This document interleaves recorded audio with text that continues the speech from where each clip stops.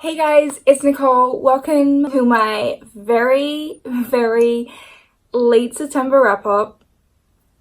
Let's just get into it. September was probably my worst reading month of 2019. I read 2 5-star books and the rest were duds. So let's start and end with the 5 stars.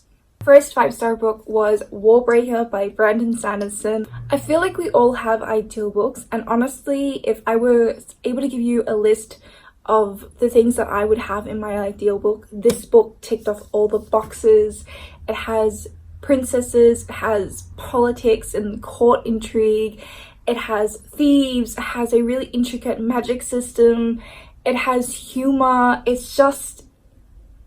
It was honestly perfection. Like it was amazing. We are following 2 princesses, and the older princess is supposed to be married off to this god king who is the ruler of a neighboring kingdom, and this alliance and marriage proposal has been decided before she was born. She has grown up her whole life being trained and prepared for this. At the last minute, the king, their father, decides that he's not going to send the oldest daughter, he's going to send the youngest daughter instead to marry the god king. And so that's where the story starts off.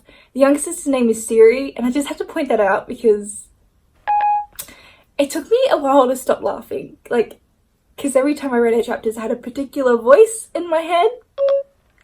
So we follow Siri, who goes off to be married off to this god king, and I loved how the whole structure of the court was done in the god king. So we had like the god king, and then there are all these other gods, and we also follow one of the gods in the court. So he's not the god king, he's like under. Through his point of view, we understand more of how the court works and what his role is. Like, not everyone can see all the colors in the world, and the reason he is a god is because he can see color. He wakes up every morning and they show him a picture and they ask him, what can you see in that picture? Because the average citizen can't see what's in that picture, and he can, and what he sees and what he tells them is supposed to be a prophecy.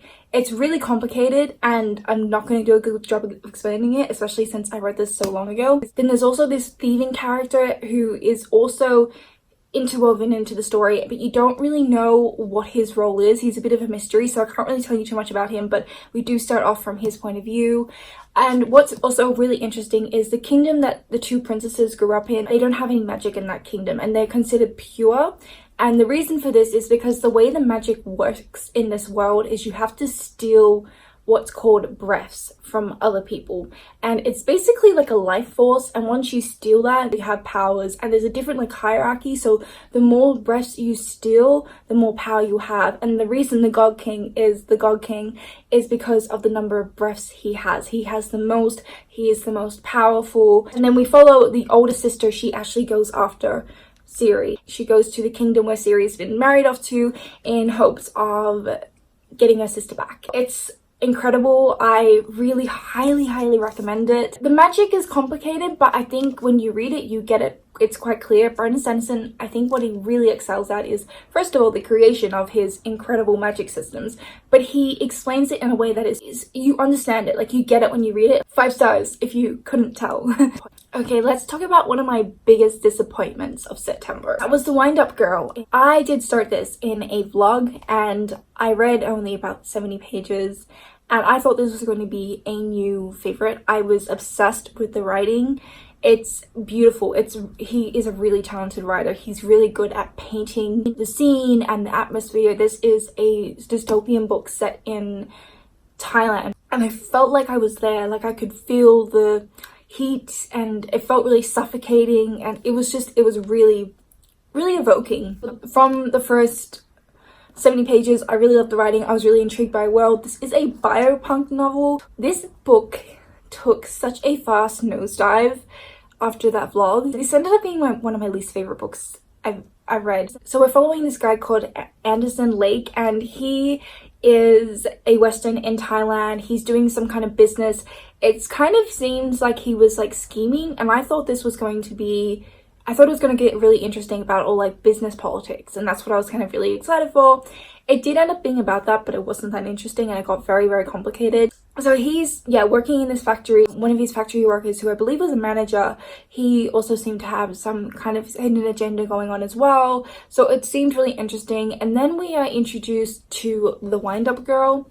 We aren't introduced to the Windup Girl until like 100 pages in. And basically what windups are in this world are they're genetically made people. So that's where the biopunk comes in. So the Japanese invented the windups, and they're basically slaves. They're slaves in the military, and they're sex slaves, and this Windup Girl is a sex slave. I read a lot of fantasy, so I have come across a lot of sexual assault scenes, but this was honestly one of the worst, if not the worst, I've ever read. Basically, the way these people are engineered, these windups, she has this desire and kind of need to fulfill, like, making sure that men feel pleasured, basically. Her body tells her to do that, and that's how her body reacts, but then in her mind it's not what she wants, and that's how the sexual assault scenes played out. And it was just, oh, it takes a lot for me to get uncomfortable and feel squirmish in the book. Like, I'm pretty, I can handle shit. I felt like it was there for the shock factor and nothing else. I should also add that this entire world, it's kind of like a post-apocalyptic world, so everything's kind of been engineered, from all the food and produce and all animals. And then, yeah, we also have the wind-ups, and then it's kind of about an outbreak of plague that's happening, and it's basically about the world dying. There wasn't really much of a plot. It wasn't interesting. So the Windup Girl ended up being the only female character, and I'm just really sick of reading books, particularly like fantasy and sci-fi books, where they're written by males and we have one main female character and she's kind of just there for the sex. Like, that's what it felt like. I had to give it 1 star in the end, because even though the writing was beautiful, there was really nothing else to the book. It was bad. It was just like, look, maybe this book isn't for me because this book has won awards. I think there's a very particular audience for this book, and it's not me, and I really didn't like the way the sexual assault scene was done. Let's forget about this one. I then completed Vardaesia. This is the final book in the Madoran Chronicles. The first book is called Akane. I really love this series overall. However, this book, the last book, was pretty disappointing for me. I remember reading this and just feeling like we were just getting told all the action that was happening, and it was happening off scene or like off the page, and then other things were just kind of skimmed over and happened really quickly. With the other books, I really enjoyed how Lynette Noni really gave the time to develop the character, the plot, whatever. Like, she really did give the time, and it was really well done. Whereas with this, there was just bits that felt like it was rushed and just kind of squeezed in there. I really can't say too much about this book in particular. I really enjoyed the series overall. So it's a really fantastic series that starts off following this girl called Alex, and she is from our world, and she travels through this magical doorway into this world known as Medora. And she finds out there that she actually has magical abilities, and she starts attending this magic school called Akane, and each student has their own individual magical power, and you don't really know what her power is. That's kind of part of the fun and the mystery in the first book, and you get to follow her going to all her different classes, learning about the world. And I love the cast of characters. That's one thing I will say about this series, is Lynette Noni did a really good job of writing Alex and her friends. I really adored them, and I really loved how the romance of the series was very subtle. However, in this book, I felt like the romance kind of took over a little bit. I gave this 2.5 stars. I'm not completely sure. It was disappointing. However, I'm definitely keen to check out more of this author's works in the future, because I believe this is her first series that she wrote, and I think she has a lot of potential, and I just love this series. It's also really, it feels like a very nostalgic series to read as well. A really addictive series. I literally read most of the books in a day. I think this is the only one that took me about a week, but every other book in the series I read in a day, so I highly recommend checking it out. I did look up reviews, and a lot of people actually really loved this final book in the series, so it might have just been me, so I recommend it if you are interested. The last disappointing book of September was Solitaire by Alice Osman. This was my first Alice Osman book, and I give this 2.25 stars. I didn't go into this with the highest expectations, but I've wanted to read it for a while, because I think I pre-ordered this when she first wrote it. It was on Tumblr, and I was really into Tumblr back in those days. She wrote this when she was 17, and I believe it was published when she was 19. So It's a book that I wanted to read for a while, and obviously Alice Oseman is really well loved, especially on BookTube and just in the book community. So I wanted to check out her work, and I thought it would be a good idea to start off with the book I've owned for literally years. We're following Tori, and she is in her final year of high school.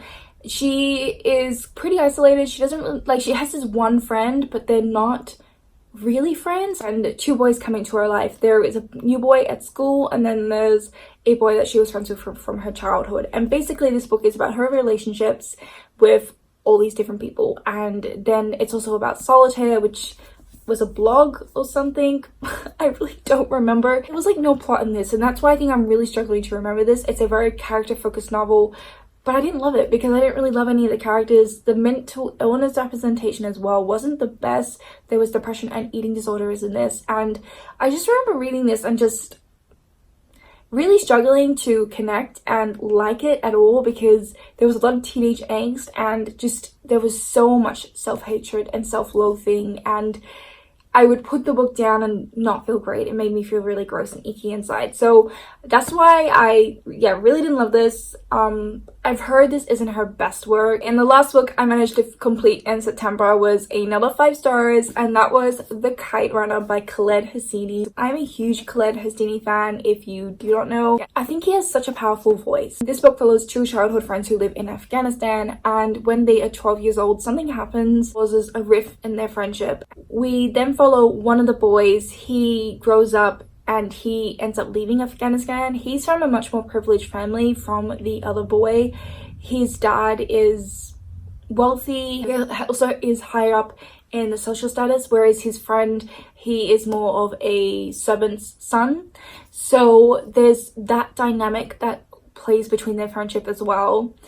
We learn more about that as the story goes on, and the impacts and implications of that.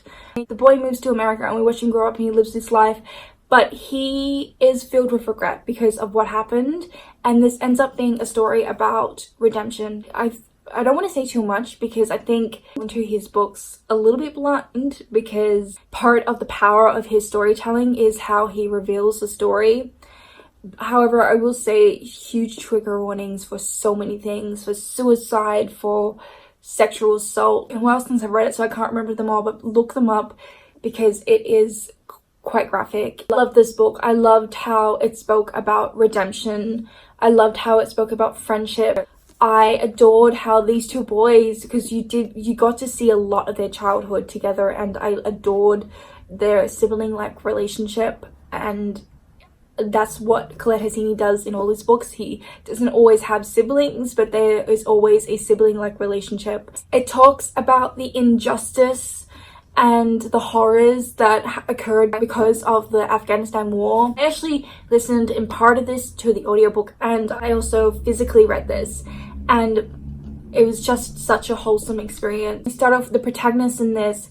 He's the one that goes to America, and I really didn't like him in the beginning because he's basically a spoiled brat. By the end of it, like, you really grow attached to him, and I think when other authors can do that, from creating a character that you are really frustrated with in the beginning and dislike, to making a character that you empathize with and that you can relate to, is just a display of talent. And yeah, this is incredible. I think Khaled Hosseini's books are books that everyone should read, as long as you can stomach the horrors of war and a lot of the reality that happens in Afghanistan. I really highly recommend this. I can't recommend it enough. I'll just read you this one quote that it's so simple but so powerful and says it all, and that is, "There are a lot of children in Afghanistan, but little childhood."